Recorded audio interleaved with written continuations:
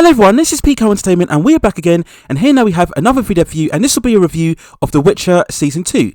Now there'll likely be spoilers within this review, so just beware when going into this overall video. Now, as we all know, The Witcher is the Netflix live-action adaptation of the fantasy novel series created by Andrei Spakowski, and Season 1 debuted on Netflix in December 2019 to much critical acclaim and popular reception amongst audiences. Many praised the mature direction and darker elements of horror and supernatural, giving off very similar vibes, of course, from Game of Thrones. Now, Season 2 of The Witcher debuted on December the 17th, 2021, and it consisted of 8 episodes. Now, to recap what happened on the previous season, The Witcher of course focuses on the fantasy world of demons and monsters, and we followed the adventures of monster hunter Geralt, who is part of a distinct group of mutant beings known as the Witchers, who are normally paid to track down and destroy the monsters all over the land. Now, Geralt took it upon himself to be the protector of a young girl named Ciri, who has inherited a truly amazing power and ability. Various empires and kingdoms are tracking Ciri down to acquire her power, and Geralt has to constantly protect her. Now, in Season 2, we continue the journey of Geralt and Ciri as they travel to various locations, coming across various allies, villains and demons. As her power continues to manifest itself, Ciri becomes more determined to prove her worth and self-reliance. We see early on in the story that both her and Geralt, they come across the other group of witches within a castle, and they decide to take refuge with them. We see over the course of the story Ciri learning to fight and become more inspired by seeing the witches and wants to become a witcher herself. We also learn later on that her blood has the ability to create the mutagen substance that can create witches themselves. As well as training Ciri, Geralt becomes more aware of other mutated monoliths who seem to be drawn to Ciri, and he goes to great strives to find out what exactly are causing the emergence of all of these monoliths. We also catch up with Yennefer, who shortly after her pivotal role in the Battle of Sodden gets captured by the Nilfgaard, and shortly after she escapes but has to struggle with the fact that she has lost her magical powers. Later on throughout the story, the three characters, Geralt, Ciri and Yennefer, eventually cross paths as various kingdoms continue their relentless quests to find Ciri and acquire her ultimate power. Now, as with Season 1, this season remains a stunning immersive fantasy story, still full of rich atmosphere, intensity and imagination. Now, Season 2 is actually a step up from last season, especially in terms of the cinematography and the effects and the production values. We get quite the huge assortment of beasts and demons and winged creatures, and it all looks fantastic on screen. The standard is elevated now, so good that many of these constructs actually look more practical and tangible this time, and it all makes it more constantly thrilling and exciting to watch.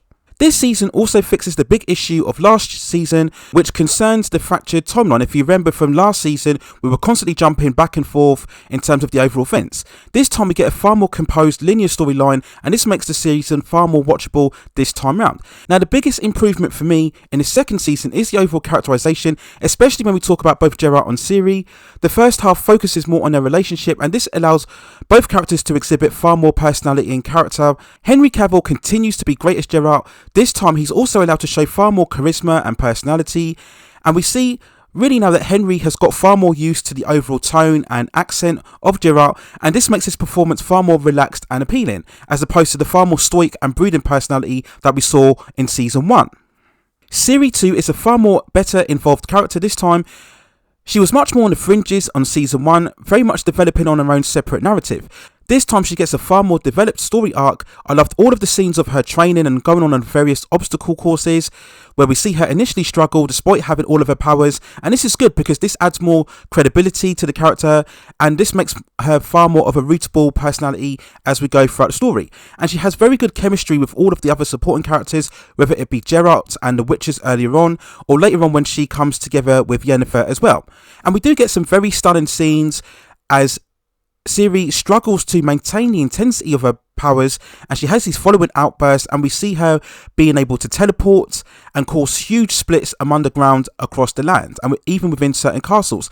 So this is very much retaining a certain sense of suspense and tension around Ciri, because if she could exhibit this scale of ability when she is barely getting to know her powers, what will she be like when she manages to master her powers? And that's very much the overall cause throughout the overall season itself.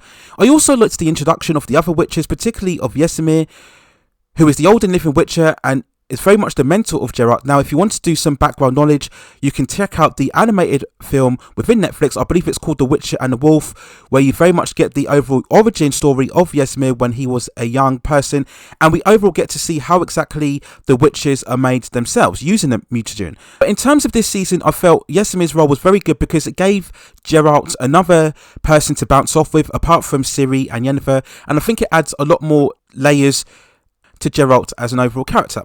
Now, admittedly, there is far less momentum in terms of an overall story this time around than what it was in last season. If you remember, certainly towards the end of that particular story arc, we were building up to the Battle of Sodom. We don't quite get that build up this time round. I also had questions over Geralt's main end goal here, because at the end of the day, he wants to protect Ciri, but what's the overall final purpose? Is he just going to currently spend the rest of his existence just protecting Ciri overall? What's his overall main goal? So that's something I'm sure they may address in season 3 or season 4 when it also arrives. I was also disappointed that we didn't delve more into Geralt's backstory concerning his mother. If you remember, that was hinted at in the later stages of season 1, and I thought we were going to get an expansion of that backstory within this season, but they do away with that this time around. Again, we may see that further on in season 3. I also wasn't as invested in the various political battles between the certain groups, the Brotherhood, the Nilfgaard, or the Elves, or the White Flame. Now, these developments aren't bad, and of course this is all part of the world building throughout the series, so that's fine, but I just wasn't as compelled to the overall characters as I was between the main lead characters. Yennefer's story too wasn't quite as compelling as her journey within season 1, where I believe she was the far more layered and most compelling character. To a certain extent, she has duplicitous intentions, as she's far more manipulated by the Deathless Mother, who was originally trapped by the first witches in a hut, but we see over the course of the story her powers continue to manifest themselves, and she uses Yennefer in order to track down and exhibit Ciri. And to be honest, I think the Deathless Mother feels a bit underdeveloped as the main threat of the finale episode. Yes, we do get references throughout the season, but we don't really get a fully immersed character. It's really far more told in dream sequences and flashbacks that we see primarily through Yennefer and Ciri. Now, despite that, the finale episode was indeed very spectacular and intense, as we eventually see the Deathless Mother inhabit Ciri's body, and she uses Ciri's body to go on and attack and kill many of the witches. We get a huge wave of hulking monsters and beasts and very good CGI as we see Ciri inhabited by the Deathless Mother, opening up certain portals, and we see them taking down their witches. We get some brutal scenes where we see certain characters getting decapitated, and some of their arms and their limbs and even their faces getting ripped off. So it's quite gripping stuff, and it really left you really on the edge of your seat. This of course left Geralt very conflicted, because on the one hand Vesemir was trying to take down Ciri, but Geralt wants to of course preserve Ciri, so he's really caught between two places. Get a lot of tension and suspense as we see the witches shielding themselves from the attacks, but at the same time trying to also preserve the safety of Ciri. So when it comes out to the end of this episode, they ultimately manage to free Ciri from the Deathless Mother's influence. In order to do this, Yennefer has to give up her body to become a vessel. When she does this, Ciri manages to transport them to another sphere, as what they refer to throughout the season, and this is when we see the emergence of the Wraith beings from the Wild Hunt. Again, I think this is a more reference to the source material and in particular the game, so if you follow any of those, you'll know exactly what these beings are. It can't be denied that they do resemble the Wraith beings from the Lord of the Rings, but this was still a very stunning sequence overall. We see them chasing Ciri, and Ciri manages to free them back into the original world, and then that's when they ultimately free her from the influence of the Deathless Mother. Vesemir asks Geralt to stay with them and rebuild the witches, but Geralt realises that by staying there they risk their safety, so once again him and Ciri will go on a journey, and this time they're joined by Yennefer, who of course manages to recapture all of her magical powers, and Geralt will find her useful in order to help Ciri help master her own powers.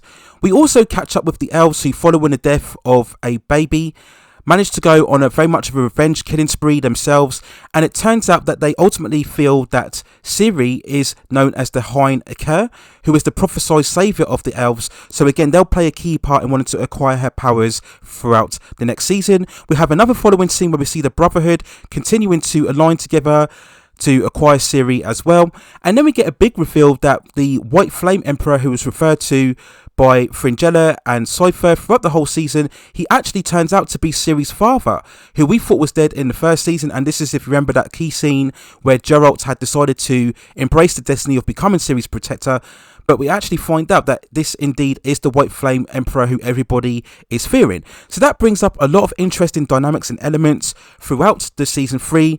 It very much seems as if we will get a very much of a chase story, even more so than what we got in the second season, when we have the 3 main characters trying to protect Ciri amongst all of the various entities that are trying to chase them down. So if I had to give a score overall for the season 2 of The Witcher, I would give it an 8.4 out of 10. As I've said, this still remains a very stunning and very superb fantasy series. As I stated before in previous videos, it will of course draw all of the comparisons with Game of Thrones, and whilst I would say it's quite not as textured and nuanced as Game of Thrones, it certainly is a far more fast moving and dynamic and exciting fantasy show. And it's very good to see that Netflix has shown faith in the series by renewing it for a season 3, and I'm pretty much sure it will get renewed for a season 4 as well. The only unfortunate aspect of season 2 is that it unfortunately came out the same time as Spider-Man No Way Home, so a lot of the trend and attraction and the discussion unfortunately was very much taken by Spider-Man No Way Home. So I feel that season 2 this time didn't manage to get as much in terms of hype or discussion as what season 1 did. Which is a shame, but despite that, I think Witcher is definitely a strong fantasy series that deserves a lot more praise and attention. It has great cinematography, great effects and action and spectacle. At the same time, has a lot of those darker, more mature themes that attract so many audiences towards a fantasy series like this. All of the 3 main actors involved, Henry Cavill, Anya Chaltora and Freya, are all superb in their performances, and it only continued to get better as they continue with their roles, and that goes also the same for The Witcher itself, which I believe still has a lot of potential to get even better than what we've seen with the previous 2 seasons. So those are my overall thoughts and feelings and review on The Witcher Season 2. Let me know what you think in the comments below. Are you as excited for any potential Season 3 and Season 4? If you are a major fan of the books or the games, let me know in the comments as to what other potential epic storylines that you feel that they may adapt, that may improve this show and take it to an even higher level than what we've seen in the previous 2 seasons. Let me know what you think within the comments. Please also hit and like those subscription and notification buttons so I can provide you with more high content like this in the future. But that's it for now. Take care of yourselves, stay in safe distances, and I will see you very, very soon.